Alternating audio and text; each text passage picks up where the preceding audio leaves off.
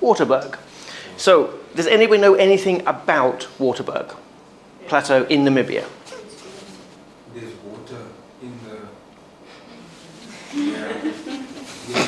Plateau thing, yeah. It's called Waterberg, or Water Mountain, because of this incredible geology. So you can see the surrounding landscape. This is actually goes to the Kalahari Desert and into Botswana. There's not another bump between here and Botswana. And then the Okavango Delta, and the same to the south and the same to the north. So you've got hundreds of kilometers flat area, and then you've got these icebergs or erupted volcanic rock that's come through. What makes them very, very unique is that the top is all sand, like deep sand. Now what that means is that when it rains, and because it's so flat in the surrounding area, when the moisture gathers in the surrounding area, it floats around, but it doesn't fall because it's desert. Then it comes to this hill, it rises up, rises slightly, and then it rains. So often it'll rain over the plateau and be completely dry in the surrounding area. And because of the nature of the plateau, it's sand, all the water sinks straight through the plateau, and then it doesn't leak out because it's like a huge, giant bucket.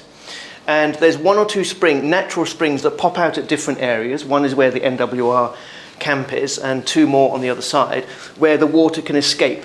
So it's a huge reservoir of fresh water, which means the whole area, especially in Namibia, is super green, because there's more water held in there. And of course, on the top, it grows really beautifully, and there is water points on the top. And in 1972, it became a national reserve or a national park to protect the endangered species of southern Africa. So it was specially designed to protect black and white rhino and make breeding populations, sable, roan, and buffalo. Because although we're used to a lot of buffalo in South Africa, Namibia does not have many buffalo because it's too dry. So it's one of the few areas where they try and have breeding herds of all those animals, and it's protected. So that is the Waterberg, and this is a typical view. That's actually from Wilderness Camp. Why go there? Animals. Animals, peace and quiet, birds, and just a general view. Its location in Namibia is really nice because it's only about a third of a day, a 5-hour drive from Windhoek. It's about a 5-hour drive from Etosha. So it's nice and centrally located, and it's fairly easy to get to. You can go most of the way to it on a tar road, and you've got the last 80 kilometers on a reasonable gravel road. So it's accessible in any kind of car, as long as it's got wheels and works. And so it's nice and easy to get to. So it's a good weekend getaway for people who live in Windhoek, because it's nice and quiet and it's a bit greener and less hot. It's also really good for people beginning and end of their safari trips in Namibia. Because if they've flown into Windhoek, if they're there before midday, they can collect their rental car, they can go shopping for their supplies in Windhoek at a supermarket, and then drive to Waterberg and still arrive before dark. Which means they can spend their first day, if they've got roof tents and the new vehicles to get used to, they can drive it just a little bit and get used to it and have a nice, beautiful, safe place to spend their first night. Also, at the end of a trip, if they're doing the trip the other way around and they come from Etosha, it's an easy drive from Etosha to Waterberg. It's a really pleasant, nice place to stay around the Waterberg Plateau, and it's a fairly easy drive, short by Namibian standard drive, the next day to the airport or to Windhoek to drop off your rental car. So the location is nice. But a lot of people go there just for the peace and quiet, because it is beautifully quiet. A lot of bird life. The other thing it's famous for that we will touch on is the Herero people. These are Hereros in their traditional dresses, which were inspired by, does anybody know where the Hereros got their dress sense from? What are you saying about my clothes? Okay, we do look a bit similar. Just need the bowler hat. Sort of, yes. A bird. So the long dresses are the Victorian era dresses. Yep. And the hat is to do with the horns of the cattle. Cattle, yes. Yes. So The Hereros were some of the earliest Namibian, or it wasn't Namibia then, people of that area to be exposed to foreign missionaries. And there was actually the British missionaries, the Swedish missionaries, and the German missionaries. So the Lutheran Church and the other churches of England went there. And of course, in those days, they wore Victorian-style dresses. So when the missionaries first arrived, they were all running around naked, which of course was shocking behaviour. You can't have that. And Victorian era, you had to cover everything up. So it went from one extreme to the other. But they did keep some traditions. And as Jennifer said, Hereros are cattle herders. Cattle herders are the highest status of people in Namibia, the people who can herd cattle. The lowest status, does anybody know what the lowest status of people in Namibia is by comparison to herding cattle, what the job is? They are sort of lower down. Sheep and goats are under cows and cattle. Then you've got farmers. I don't think chickens count at all. That's vegetable. People who live off the land, hunter-gatherers. And the theory is they don't do any work. They just live off the land. So cow herders have to look after the cows. People who plant things have to manage the crops. People who do business have to do business. Having said that, if you spend any time with the Sand people and see how they live, you wouldn't think that. But that's just how it is. So the hat is a throwback and a nod to their cattle herding, because as Jennifer says, they're meant to represent cattle horns. Now, both their dresses and their hats have to be made from one single piece of material. So material is made in yards. You know what a yard is? That's about a yard. So when they make that hat has the same amount of material as the dress. And to make it keep shape, there's a bit of wood inside there that goes across the top to make it stay in a beautiful shape. Otherwise it will go limp. Yeah. And this is not just a traditional dress for most Herero. If Herero went to work in the city, they would probably wear this once or twice a week to their work. Like if they worked here, they would dress once or twice a week like that, just as standard. When they go home to their villages, they would also dress like that. That is their standard dress. They are modernising, obviously the younger generation, wearing different things, but they're still very, very proud of their heritage. But we will come back to the Hereros later, because Waterberg is in prime Herero area of Namibia. So that's Herero people. So back to our map, showing, so we're this is distances to Otjiwarongo that I've put on the map here to give you a rough idea. So you're 250 kilometres to Windhoek. If you're going to Okokweyo, it's 184 kilometres via the Utjo road, which is tar. If you're going to Namatoni, it's 291 kilometres by the tar road. And also if you're heading up to the Caprivi, that's up this way as well. And from Otjiwarongo to the NWR plateau is 116 kilometres. So this is the only bit of tar road that you have to do to go to the Waterberg properties. This road here is the main B1, and this is the B1 as well. Yes, this is the only gravel road, thank you. That's the only gravel road in the whole journey. This is the main B1 that starts in Cape Town all the way down here. Now, just to confuse you, when it gets to Otjiwarongo, this is the B1, and this is the B1. And when you get to Otjiwarongo and you're going to Etosha, it says B1 Etosha left, B1 Etosha right. You're like, and you're at a four-way stop, not a traffic lights, and all the traffic's going, I want to go to Etosha, do I go left or right? Then there's a sign further on when you go along this road that says you're on the B1 to Anderson Gate and B1 to, actually it's labelled I think Goldfontein, which then goes through to Sumeb and through there. So it's a bit confusing that they've split the B1 and not renamed it. But that is the main road. It's a good tar road all the way through. But you turn at this little junction here. There's no town at the junction. It's just past Okanjima, which I know you get a lot of interest of. We're not going to touch Okanjima and Mount Etcho today. I've put them on the map so you've got roughly where they are. We're going to focus all on Waterberg. You then turn at this turning. It's then a gravel road. You follow all the way down. Then you come to around here, and then you come into the Waterberg, NWR. So that gives you a rough idea of the properties. We will come back to the map later when we start going through the properties. This is the Waterberg Plateau. So as you can see, the surrounding area completely flat. Then you've got this mountain with this, like, icing top on the top. And then it's just deep sand. And really, it's around this area is not deep sand. It's really, really very geologically strange. So all this area is quite hard, crunchy gravel, rock. And then on top of there, I mean, it's deep, deep sand. You cannot drive yourself onto the Waterberg Plateau. You can only go on a guided trip. And the Waterberg Plateau is now roughly split into two parts. So we're actually looking from the north towards the south, because this is the best view. All the accommodation is actually on the other side of the plateau. But to give you an idea, this is the main area of the plateau, this side here, that is controlled by the MEFT and where NWR have access to do the drives, this end here, the thick end. Then it slopes down here. This is now a privately held part of the plateau by the One group, which will come on later. And they're the ones with all the other accommodation, Waterberg Plateau Park, Anderson Camping, and a lot of the alternative accommodation that is tucked onto the side of the mountain. On the other side of the mountain, I don't have a clear picture of it, there's actually, instead of being all sloped like this, there's actually various divots in with like shelves, which a lot of the lodges have positioned themselves in. Hopefully we'll be able to show you that in another picture. And these are the sort of views you get from the plateau. So when you go to the top,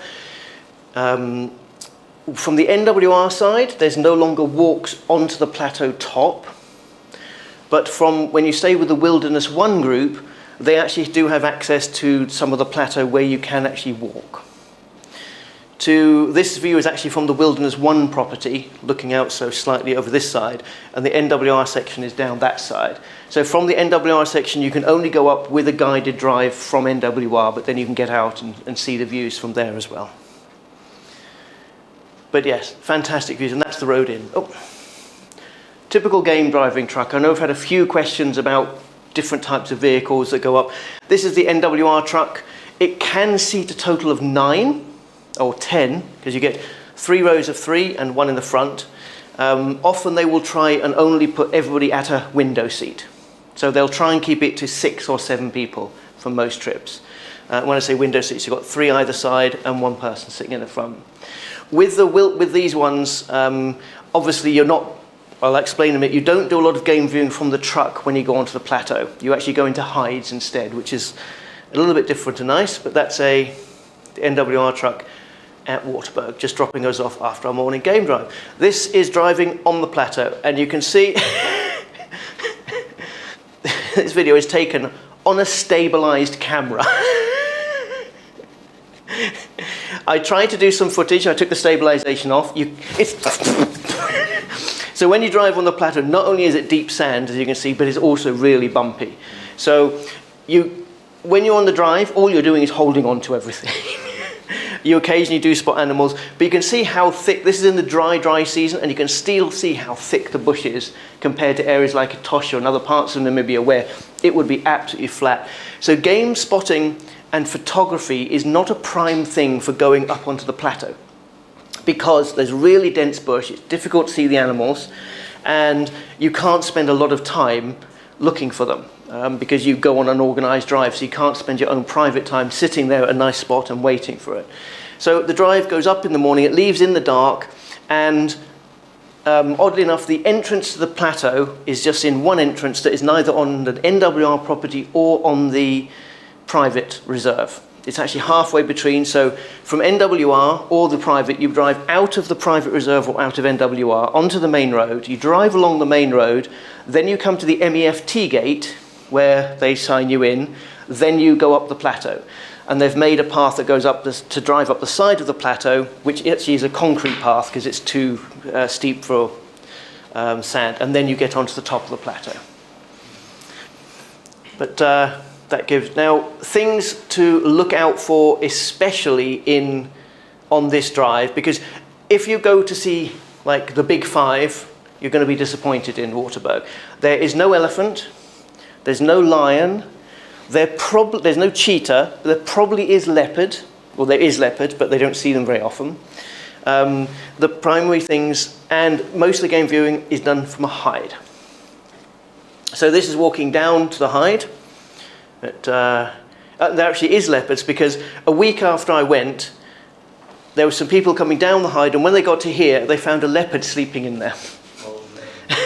Because this is just a tall, it is caged in, but animals are, nobody was harmed. So, but then you walk down here, and then there's actually quite a big hide overlooking a waterhole at the top. There's only about 5 water points at the whole top of the plateau, so there's hides at 3 of them.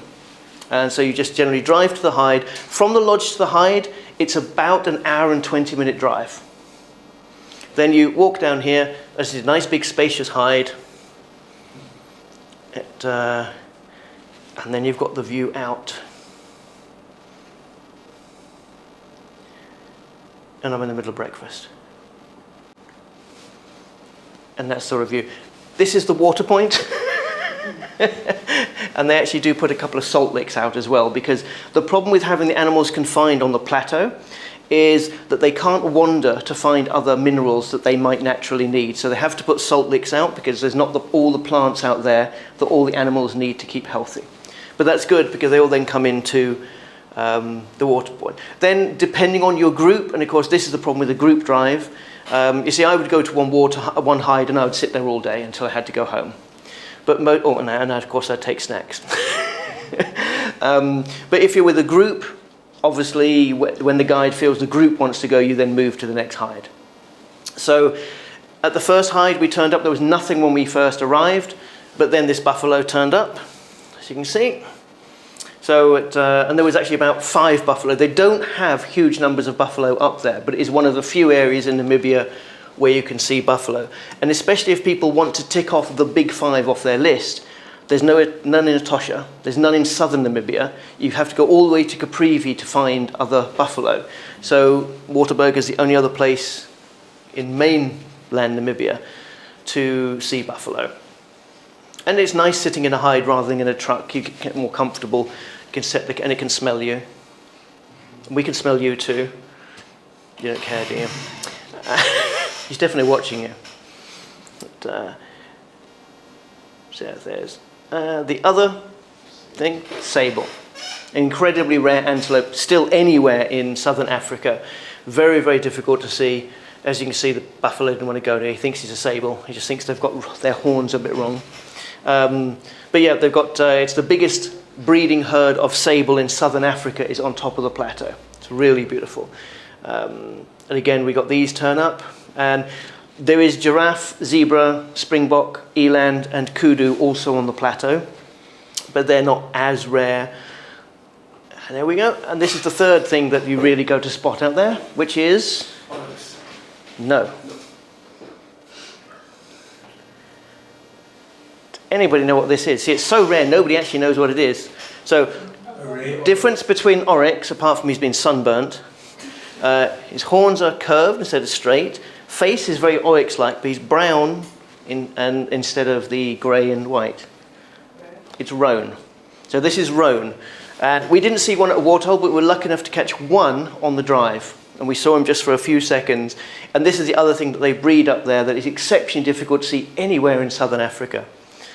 And we just got this nice glimpse of him before he said, okay, bye.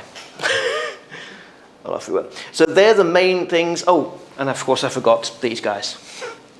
This is actually initially what the main plateau was set up for, was to breed and protect black and white rhinos. So they actually breed black rhinos. A few years ago they sold 25 black rhinos to South Africa to help restock and rebreed South Africa. So yes, black rhino. They, again, like with all wildlife, it was hit and miss as to whether you see them or not. So oddly enough, on the plateau, although there is quite a good density of them, rhino is probably the most difficult thing to see on the NWR side. Which then brings us to the accommodations. So we're going to start with Waterberg Resort, NWR, and this is where I'm going to harass you guys for information. At NWR, the NWR Waterberg Resort, because a lot of the names around Waterberg are really confusing. So you've got Waterberg Resort. This is run by NWR. Previously, it used to be called Waterberg Camp. Before that, it was called Waterberg Rest Camp. So all of those are this place. And they're all, it's run by NWR. So they are all the same place, and people, you know, if you go on the internet, I was just doing research on this, and there's still some agents sell it as Waterberg Camp and some as Rest Camp. And in fact, I found an agent yesterday, I was looking at their website, and they were basically saying Waterberg Camp is the new name for Waterberg Rest Camp. Well, that changed in 1980 something. I believe, and I checked on the NWR website, not always the most reliable, I know, but they are now still calling it Waterberg Resort, which I believe is what they still call it as far as we know. Yeah, good on that. It is the most spacious resort with the most options for staying, and it's tucked into the side of the mountains. So let me get my, if we do an aerial view of the Waterberg Plateau, and it comes like this. There's an Inselberg here, and there's a little hill here. So this is the main Waterberg Plateau. And there's this area where it curves in here, where there's like a shelf. And this is where NWR Waterberg Resort is located. There's a long road in from the main road. The road comes in here, round here, down here, and then through there, and there's some junctions down here. Okakarara is the town there.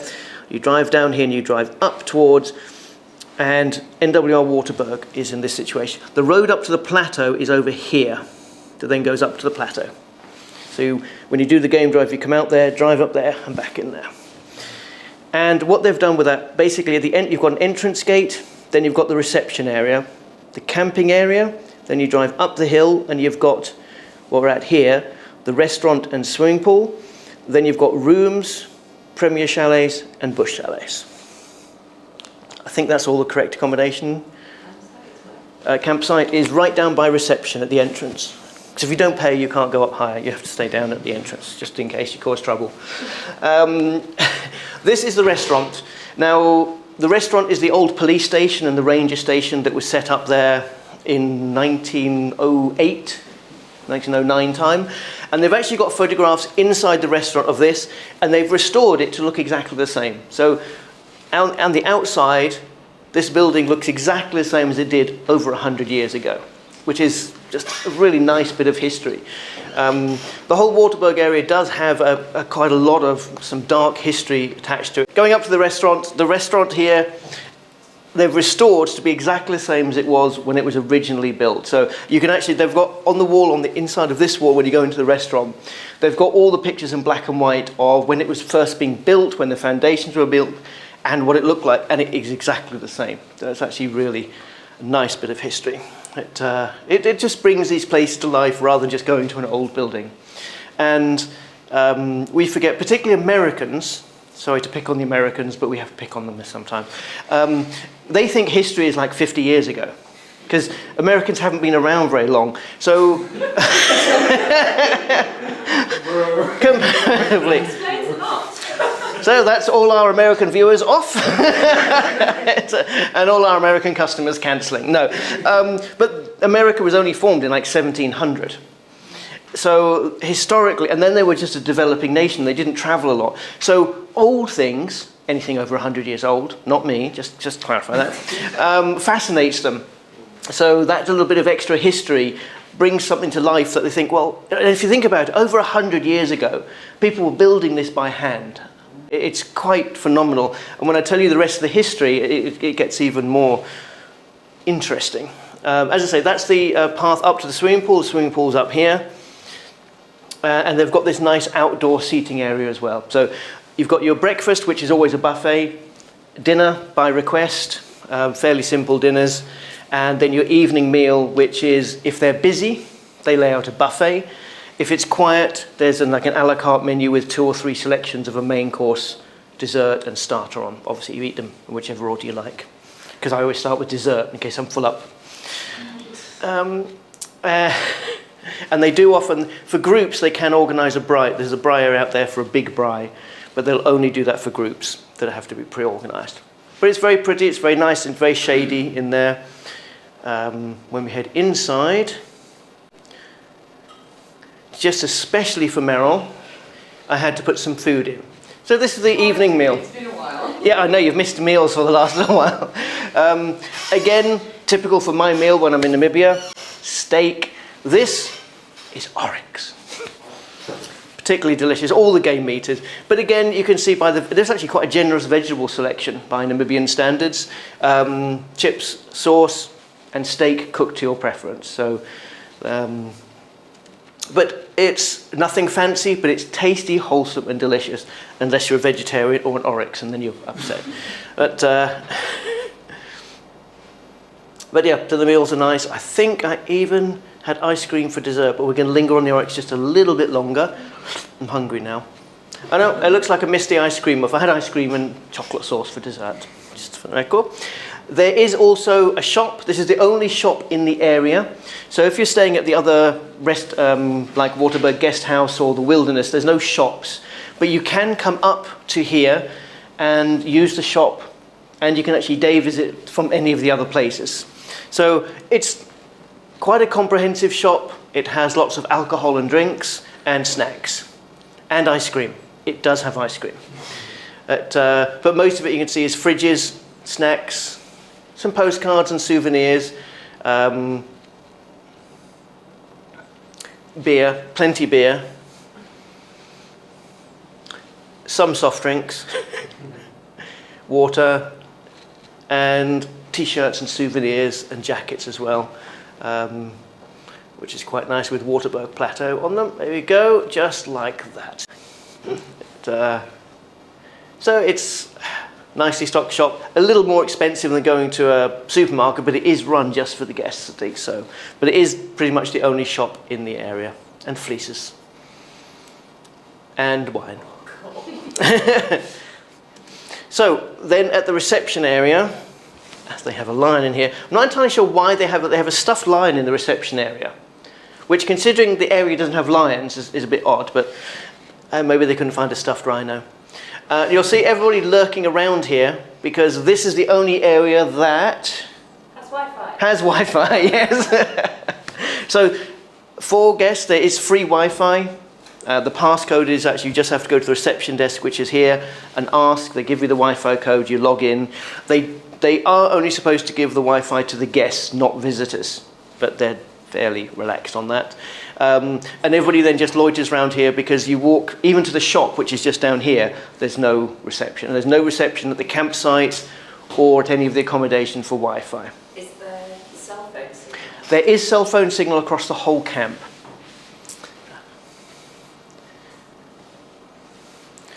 But this is why the reception area gets busy, and a truck had just turned up of overland people. Oh, and in fact, without cheating there. Oh, there was the Wi-Fi code. It was right there. It's just posted up on the reception desk. There we go. And this is the reception desk. And basically, this is for the accommodation, and that's the MFT park fees. So if you're going to stay at Waterberg or you want to access as a day visitor, you have to pay park fees for the time, per 24 hours from arrival to when you leave. So accommodation, you sign in here, then accommodation, and pay your park fees for your time there. Ladies, they're very nice. I believe we have a good relationship with the manageress there, but they're nice staff. Then behind the restaurant is those steps to the restaurant go down there, is the swimming pool. The swimming pool is really beautiful, but like the ice swimming pool, is not a clear, clean swimming pool, because the water in the swimming pool is fed directly from the mountain. So it always looks a little bit cloudy, but it is clean. It's always, even in the heat of summer, absolutely freezing, because it comes from inside the mountain. And it's a huge reservoir of water that's kept and protected even from the sun inside the mountain. And there's a natural spring just behind where the lodge is, where they feed the water from. So it's always got a fresh supply of beautiful water. And they say the water in the pool is drinkable. It's so beautiful. It comes fresh from the mountain. Wouldn't recommend it. I saw the kids in there earlier. But it's a nice big swimming pool, and it's got 3 sections to it. It's not a deep swimming pool, so it's quite nice for families, because it's more a family type place than thing, but so it's not that deep. Then you've got this little pool, then you've got a kiddie pool, and then you've got your brine material for the evening.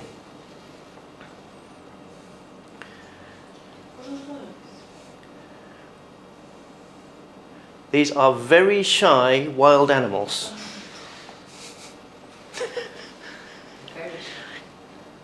Very shy.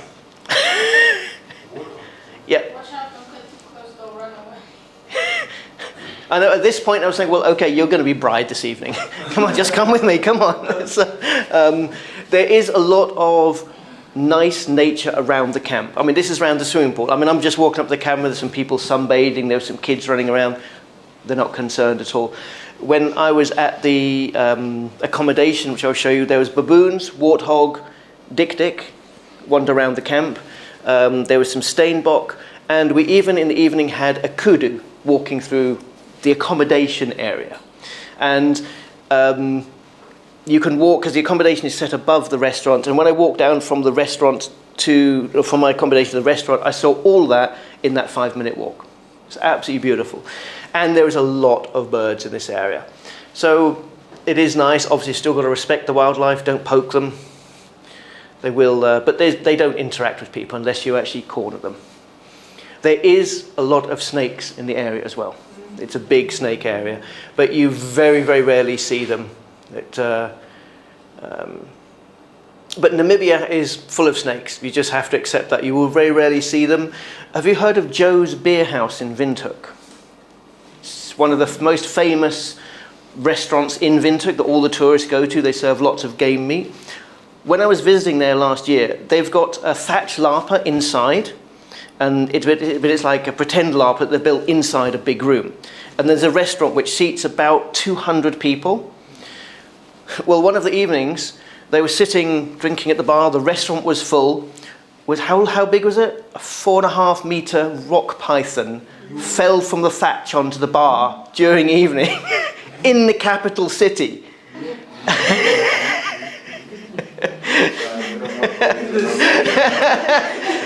That's like going to Joburg and sitting in a restaurant and a python just landing. The crazy thing is, they didn't close because they were too busy.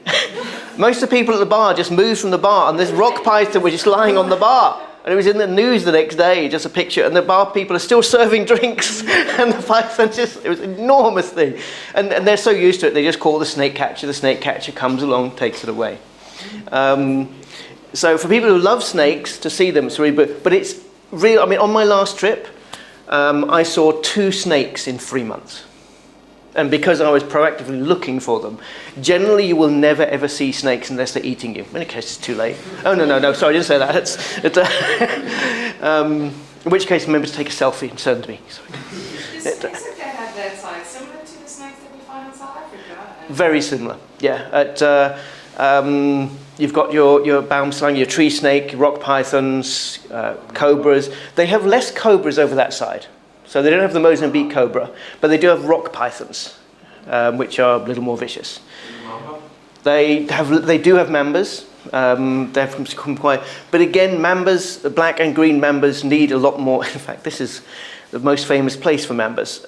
Need a lot more water than a lot of others. So in very secluded areas. My experience with mambas on Waterberg Plateau was my first experience with a snake as a guide, because you used to be able to do a 4-day hike around the plateau rim, which they've unfortunately stopped now. But it used to be guided only. So they had authorized guides. So every month I'd go up there and guide people around. On my first trip doing the hike up there, we're looking for rhino, because that's what you got. You're walking with rhino. You've got these beautiful views when sunsets every night. But they do warn you, there is a lot of snakes up there. But particularly rock python is the one you're looking for. And so you brief your guests and you say, okay, because as the guide, the way you do walk in tall grass with snakes is you don't walk with your guests. You walk about 10 paces ahead and you just make a little bit of noise. Not enough to scare the animals, but enough to scare the snakes away, because the grass is like this high. The path is narrow. So I'm walking ahead. I'm in shorts. I'm walking ahead and you brief the guests, okay, if you see a snake or a wild animal or a rhino, you don't run. So I'll hold my hand up like this, and this means stop still. And then I'll indicate what we're going to look at. And then you'll just turn and look at it and take your photographs. Okay? So that's the thing. Key thing, don't run, because that agitates animals. So I'm walking along, and I'm looking for rhino, and suddenly I feel something tickling my leg. No way. And I look down, and there is a mamba, because they're one of the few snakes that can sit up like this. And its tongue is just testing the side of my... So I go like this, and I hear all they go, oh, what is it? When I'm pointing like this, and they go, oh, it's a snake, it's a snake, it's a snake. And I hear, and I look, and they've all gone. They've just run, and they're hiding behind trees and anthills and rocks, and all taking pictures of me going, don't run. To be honest though, if I could have run, my legs, if I could take my legs work, I would have run as well. But my legs just didn't work. But it didn't harm me. It just, I'd surprised it in the grass. It came up. I wasn't a threat to it. If I'd have turned and run, it would have probably bitten me in the back of the leg. It chased you first and then... Yes. That's what they do. Yes, but it didn't. It just like, okay, you're not a threat, you're not edible, because you're too big for them to eat. And a snake won't generally waste poison on you, because it takes them a week to regenerate their poison. And if they poison you and jab you with poison, they then can't get prey and they'll die of starvation. So generally, if it had bitten me, it wouldn't have injected poison into me in the same way, because it's not going to eat me, it's scaring me away. But it would obviously still have poison on its fangs, which is why most poisonous, because if a mamba or a baumslanger gave you a full dose of poison as a human, you would die. But most people who get bitten don't. It gives you nasty scars, trust me, but it's literally just the residue of poison on their fangs that they'll use, because they'll only use it to incapacitate their prey, and they're using it to scare you. So so yes, there is a lot of snakes, but there's very, very rare any harmful encounters that we've heard of. Anyway. But yeah, it is a beautiful area for snakes. So we are heading the types of accommodation at the resort. First thing is camping. How many campsites do they have, guys? 45. 45. So there's 45 campsites in the NWR resorts. They're all equipped out with a braai area, a light, a plug point, a single 3-pin plug point, and some of them have caravan hitches as well, because it's one of the few places in Namibia where you can hitch up caravans. The campsite is a bit dusty, has got trees, so it's semi-shaded, and is right by the entrance. So it's furthest away from the restaurant swimming pool, but closest to the... And it's just a big, fairly open area. Water tap shared? Water taps are shared between once every 2 or 3 sites. But unlike most of Namibia, the water from these taps is beautifully drinkable, because it comes straight from the mountain. It's really... And it's clear, almost as good as now-cluffed water, but not quite. Interesting enough, the 2 main sources of bottled water in Namibia are now-cluffed and Waterberg. So yes, there is water in there. There's no allocation of sites or numbering. You basically first come, first served. You do have to guard in the campsite against warthog and baboon. They wander through the campsite freely, so you can't leave things out. They are just wandering around all the time. And the warthog won't be aggressive, but they will wander into the campsite and try and pilfer food and chew shoes and things like that. The baboons will come and grab things and run off. So there's a braai and a fire pit. For most of the areas, yep. Not all of them have that, but most of them will have a braai with a grill, and this is a little light. So the light sort of shines over the braai area rather than actually illuminate it. So it's quite nice at night. It doesn't get all lit up. But you can see what you're doing. And yeah, you've got different, and there's 3 ablution blocks, which are kept clean and tidy. See, this is the next door one. This doesn't have a braai pit at all. This just has a post with a plug point. So I'll show you. This is the caravan hitching point, the light caravan hitching point, and a well-maintained plug point, which you mustn't lick. Do you pay extra for a campsite with the braai? No. No, it's one set fee, and like I said, it's first come, first serve. So depending on what people are doing, because some people will come up to camp from, say, Windhoek or for a long weekend, and they're not actually interested in camping, it's just the cheapest way to stay there. So they'll camp in the campsite and go and use the restaurant for all their meals. Other people, obviously camping, will then find the actual facilities useful. And there is walks that you can do from the campsite to all the accommodation around the bottom edge. Wipe my map off the bottom edge of the plateau. So there's nice walks you can do that circle from the campsite all the way round behind the accommodation. They're like birding and nature walks that are beautiful to do. And you will see. Okay, so that's the camping site. Then we're on to the rooms. How many rooms do they have here, guys? 34. So there's 34 rooms. These are the sort of most basic accommodation, and they're arranged in these blocks like this. So there's 2 rooms in each block.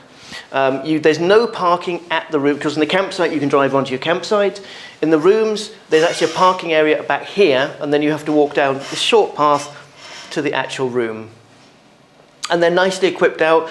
All the accommodation has aircon, mini fridge, their own bathrooms, hot and cold water, comfy beds, mosquito nets, because obviously there's a lot of insects around, so mosquito nets are nice. And the rooms are pretty much equipped the same, but just a little bit smaller. Got a little cupboard, aircon unit up there, sheets, duvets, towels.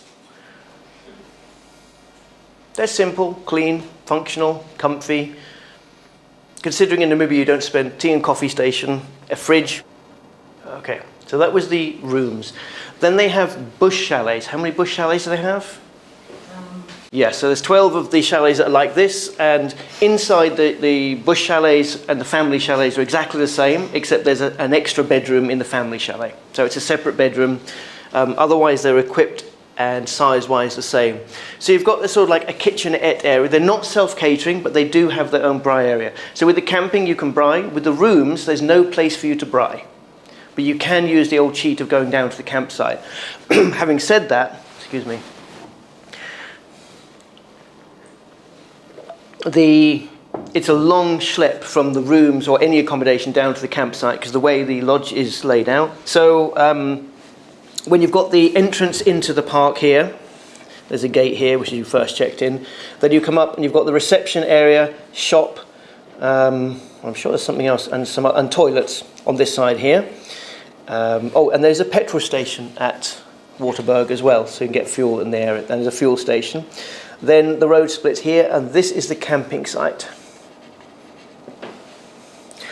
And this is all on a slight slope because you're down the bottom here, and the whole resort is built on a slope, so you're driving slightly up all the time. Then it goes up and it wends through here, and you go up and you get to a T-junction here. You turn left and you then come to the rooms all arranged along here and some along here. Then you go further along, and down here is the premier bush chalets, which we'll come to. And you go this way, you've then got the family and the standard bush chalets are over here. To give you an idea, I was posted over here because it's really nice over there. A walk from here to the, I haven't put the restaurant in. Swimming pool and restaurant is here. This side. From here to the restaurant is about a 12-minute walk, walking along here. From here to the reception is about a 20-minute walk if you're walking all the way down. So if you're in the rooms and you want to braai, you're going to have to walk all the way along here, all the way down there with all your braai stuff, and you've always forgotten something. You can, of course, drive, and it's uphill all the way back, yeah. So really with rooms, there's no facilities to braai yourselves. Now the bush chalets and the premier bush chalets do have a braai area outside. They have a little fridge and a sort of area for preparation inside as well. So that's actually quite nice, and it's all sort of open plan. Here's a mosquito net. Again, air-conditioned, ensuite bathroom, comfy beds, nice linen, towels provided. Again, clean, simple, basic, and hot and cold water. And it's one of the few places in Namibia where you can almost guarantee you get cold water. We had where was that other person commenting about hot water the other day? We said it was hot and even hotter. No, there was that we were talking about yesterday. I can't remember. We were somewhere else. There was someone else saying, "Well, yeah, for a lot of." But they do switch the cold water off twice a day. Ah, okay. Yes, round the whole of Waterberg, it is a big problem because of the nature of the place. They cannot control the monkeys, because there's such a vast area for them to live in. And of course they know to come down to the campsites and where people, and unfortunately people feed them or leave food out, and that encourages them to come in. So you do have to, you've got 2 doors, and look. Yep, they are literally waiting. And if I left anything on the table, went inside and picked something up, by the time I turned around it was gone. They would just come pick it up and run off with it. But, also we've got some warthog ready for the evening's braai. And there was a little dik-dik, and the mongoose were all just running around just outside my chalet. So it's very nice from that point of view. The baboon were actually more shy than the warthog. But strange enough, the warthog just chilling there, laying down. This one came to see me. But it does give a nice atmosphere, but you do have to watch the baboons, and they will come and try the door of the chalet. So they will come into the chalets. If you don't just close and lock the door when you're inside, it's got a deadbolt on it, they will open the door and come inside. So that's the baboons, not the warthog. Just Have they ever harmed anyone? no. No, it's it is one of these things that if you corner them, if they got inside and you cornered them and tried to not give them a way out, then they would attack you. But in general, they're just there for food. So they grab stuff and run off with it. And of course, they don't care what they grab, so they could grab a camera bag, a food bag, and then run off with it, and then it's disappeared off the cliffs. You're never going to see it again. So it's more inconvenience. Because do you know baboons have bigger teeth than lions? Which is quite, and when you see them bare their teeth, but they rarely bite people or bite things. So yeah. But no, as far as I'm aware, thankfully, I think, from a tourist point of view, they're so scary and big when they get aggressive that most people go, oh, okay, you can have it. And don't confront them. So that was the bush chalets. Then we're off, they're over here, and the family bush chalets are identical inside but with a second bedroom. And they're over this side. Then over this side, past the rooms, you've got the premier bush chalets. Do you have, how many of these? 4. So there's only 4 of these. And to be honest, 8, okay. And to be honest, I can't actually see any difference between the premier bush chalets. Did they say what the difference is between a premier chalet and a bush chalet? Did they say anything on the... No. Because when I've been there, this is when you walk in. Oh, I think I do know the thing. You get a double bed, yeah. So I think that's pretty much the only difference. You get a double bed. But otherwise they're equipped the same. They've got a fridge, tea and coffee station, aircon. They do also have a braai area outside. Both the bush chalets have shaded parking as well, which is really nice, because nowhere else does.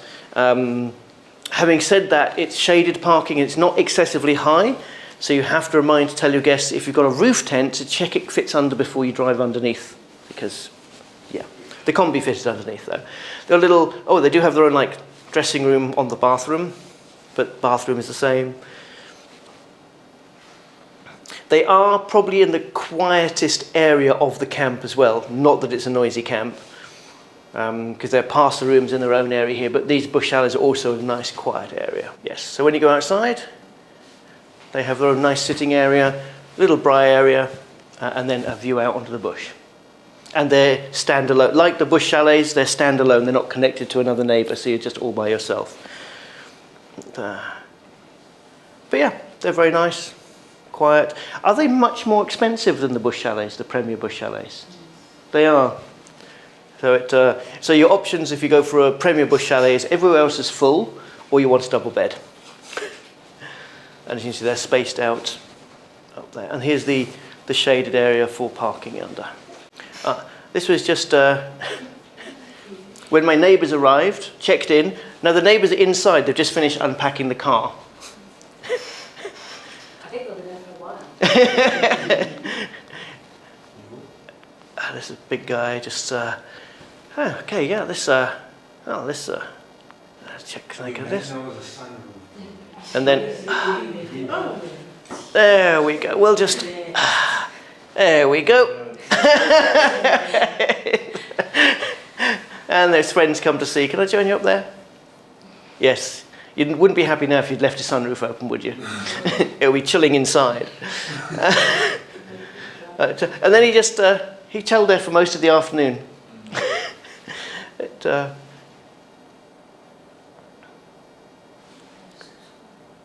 Yeah, where there's one, there's 20.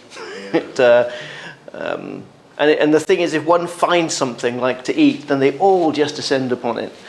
Which is why they do a grab and run. They grab, if you know they've got something, because you hear them and you see one baboon running for its life, holding something, and all the other baboons chasing it.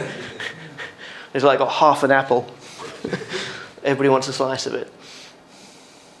So, we're back to a map. That is the NWR Waterberg Resort. So, when you come in from the main road, that's tucked into the mountain in this area here. So where we're going to go to next is, and they basically do their drives around this section of the Waterberg Plateau on the top.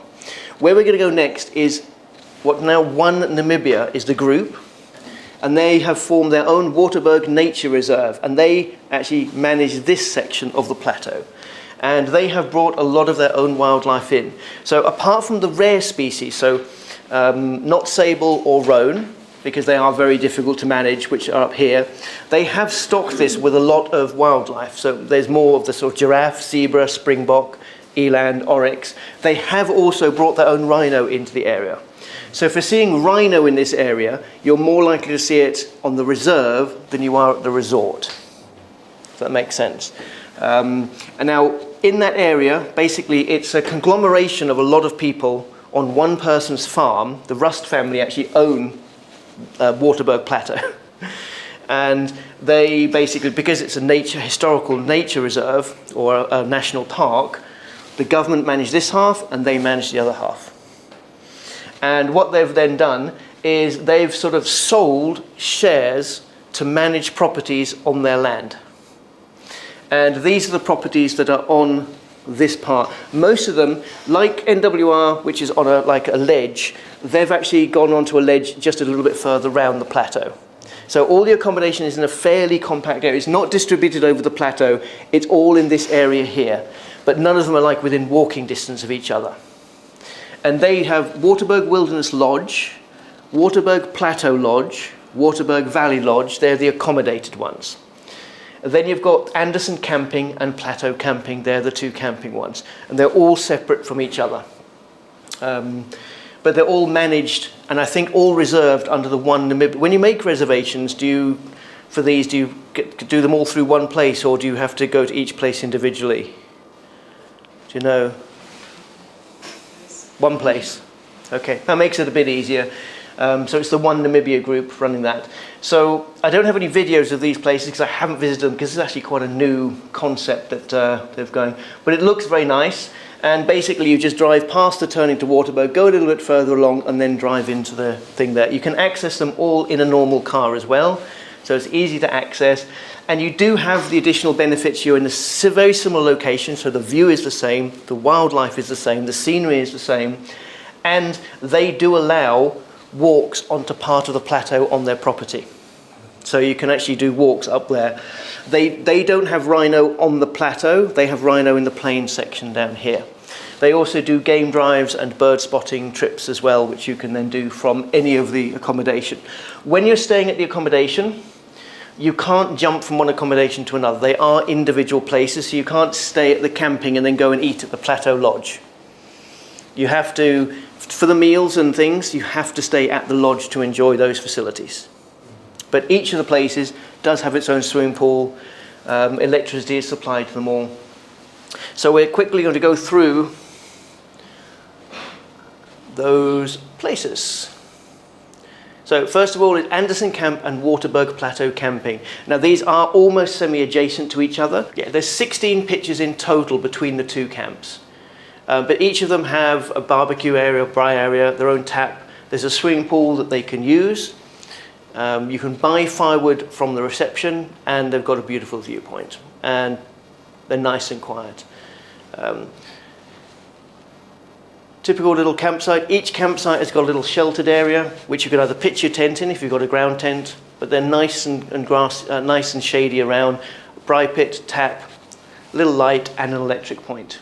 There's no Wi-Fi at the camping spots. There is Wi-Fi at the lodges, but not at the camping. This is the general overview of the camping area. So there's the little swimming pool, and these are all the little camping spots that are dotted around. And you can see there's the plateau in the background. Swimming pool, again, set in a beautiful area. You can see part of the plateau behind, so it is very scenic. It'll be much quieter than any of the other camps because there's obviously a lot less there.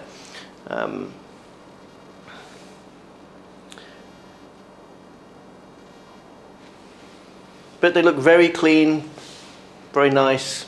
Shared ablutions, because I think the campsites, you don't get your own ablutions per campsite. There's one ablutions per 4 or 5 campsites, so it's shared ablutions. Then staying on the reserve, we're then at Waterberg Valley Lodge. This has 9 double-room chalets with canvas walls. So it's a stone base, I think it's a tin roof and canvas room. So it's almost a tented camp, but not a tented camp. Again, you've got solar electricity in these places, which you can. It's got it's suitable for hair dryers. Glad the ladies will be glad. Me too. Doing my hair in the morning. There is Wi-Fi at the restaurant, but not at the rooms. Again, you've got a swimming pool, and there is a laundry service as long as you're staying for 2 nights. But again, looks very nice. Did you say you'd made bookings with this one, or was it Wilderness Lodge? Because I haven't actually checked the price range of these. So as you can see, you've got a wooden decking built on a concrete, canvas roof and sides, but again, nicely laid out, simple, and of course, beautiful views onto the plateau and the beautiful location, which is the main reason for going there. So it's not fancy or Lani, but the location is very next now. Good, clean bathrooms. Now we're going to go to Waterberg Plateau Lodge. Plateau Lodge has 8 double rooms. So they're very, very, the other one had 9, this has 8 double rooms. Again, similar setup, solar powered lights, Wi-Fi at the restaurant, but not in the rooms, laundry service. Most of these camps look very, very similar, just in slightly different locations and run by different people. But otherwise, the facilities and location, everything is pretty much the same. They've got a bird bath though. Again, a nice sort of sitting area, some Georginas, giraffe there.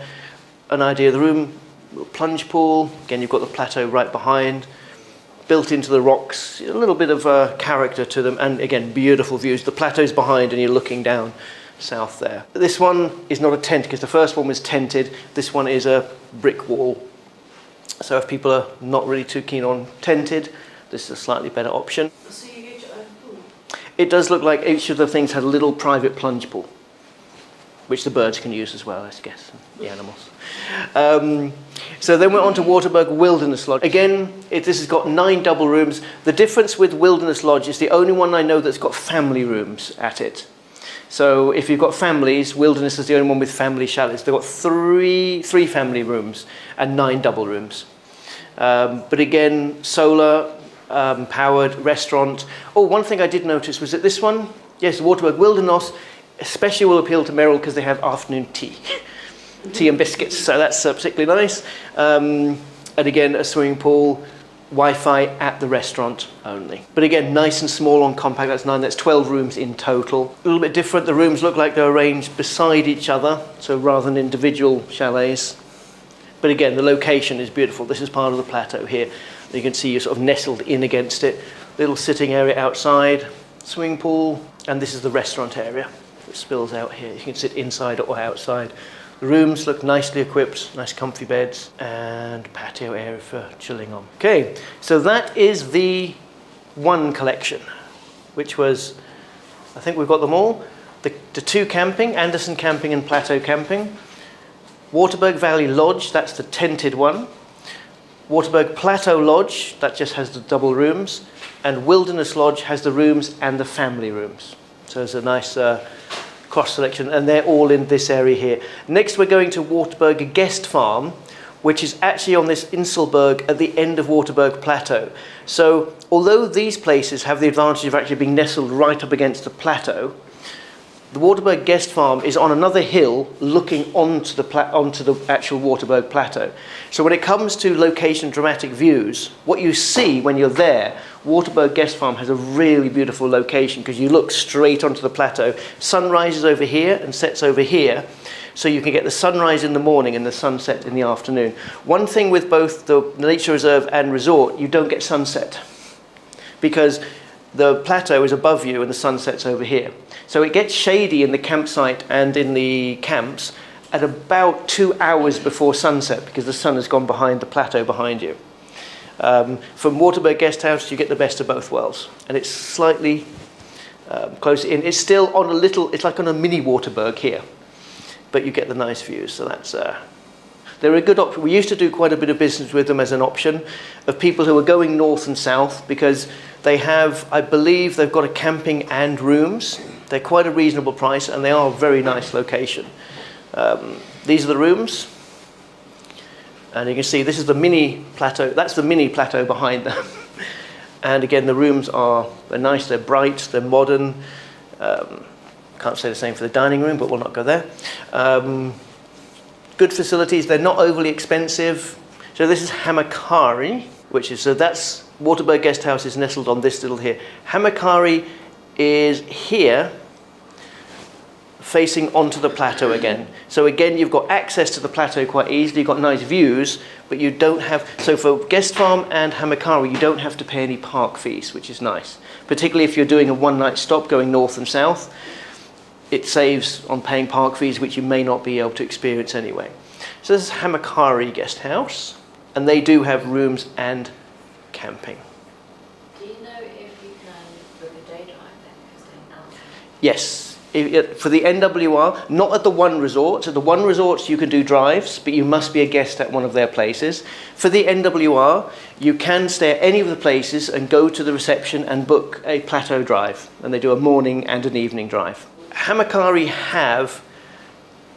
they've got like almost like a bunkhouse for camping. So it's, I'll just go back to, it's very, very simple. But literally it's a single bed in a room and you use the camping ablutions outside.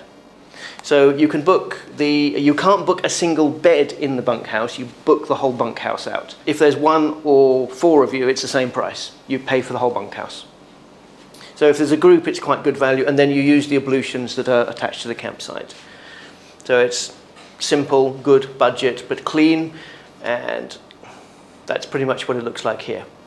So that's the bunkhouse there. It's got its own braai area and sink out here. And then, yeah, there's a second bed there, little desk.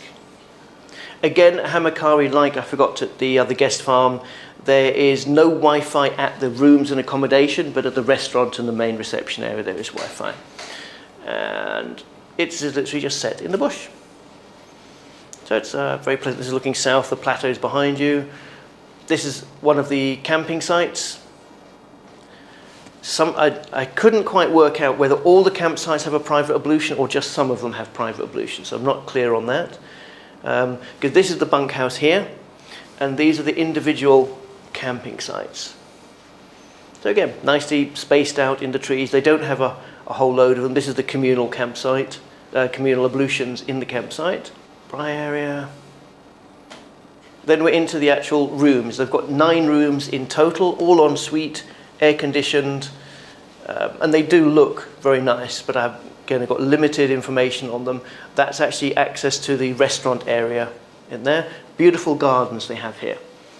So the swimming pool, nice gardens that are well cared for, nice and green, because there's a lot of water in the area. It's actually quite a decent sized swimming pool. And again, I think they did make particular note that the water from their swimming pool is also fresh from the mountain. So there's a rough overview of the accommodation at Waterberg. Okay, before I let you go, I will tell you just some interesting historical fact about Waterberg and the Herero, because it is quite a pivotal point in Namibia's history as it stands today. So this whole area, part of the country, which is the sort of central Botswana side of Namibia, is where the Herero people live. They're one of the 13 tribes that have historically lived in Namibia. And this was, of course, one of their water sources, because it was their cattle grazers, so they would always use water from this area and spread out from there. Now, they were the people who rebelled most against the Germans in the 1890s to 1900s, when the Germans started taking over and making it Southwest Africa. So, and Hendrik Witbooi was a Grossbarman, he's another famous Herero, and Herero, the father of Herero people, was the leader of this area, the green Hereros. Hereros have different colours, not colours, they dress in different colours. Anyway, and he was the leader of this area, and he managed all the people. Now, slowly the Germans was taking over, putting forts in and controlling all the different areas of the country. And the Hereros got moved around to try and avoid them. And eventually the Herero brought all of the women, children, and all the fighting men to the Waterberg Plateau as a defensive position, because you've got the plateau behind them. And of course, we're talking this is 1904. So it wasn't like they could fly over the plateau and attack them. So it was a defensive position where they had water and food. And they brought all the tribe. And at that point, there was probably about 16 to 20,000 Herero people that they gathered in this area as a defensive position.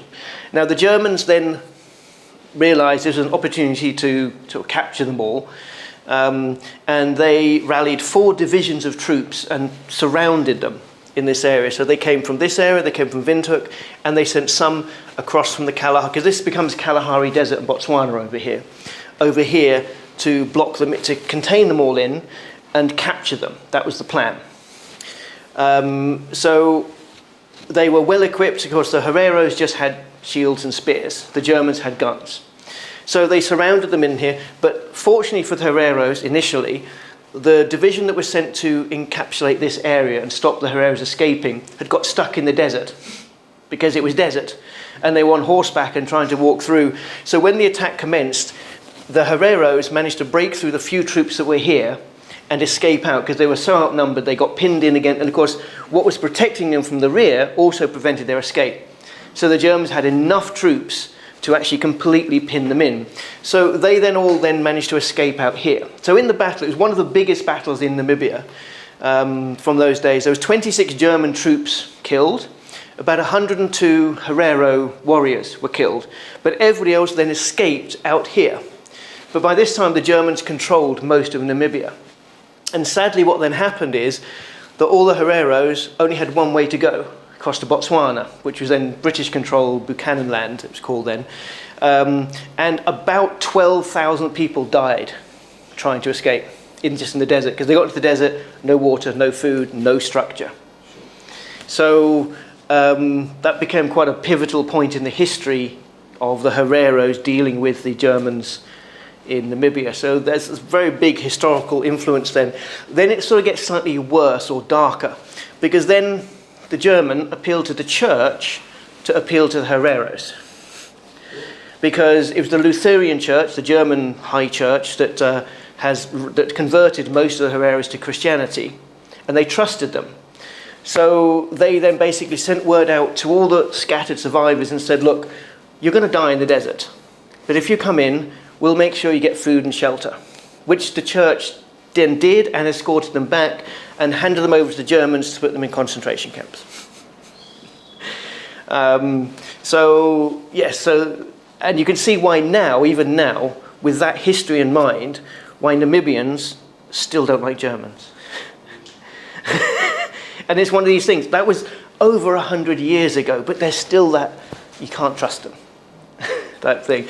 So that was, that's a little bit of a dark history. And you'll find there's a little historic, by the campsite, you can follow a little path and you can find a gravesite where the German soldiers are all buried.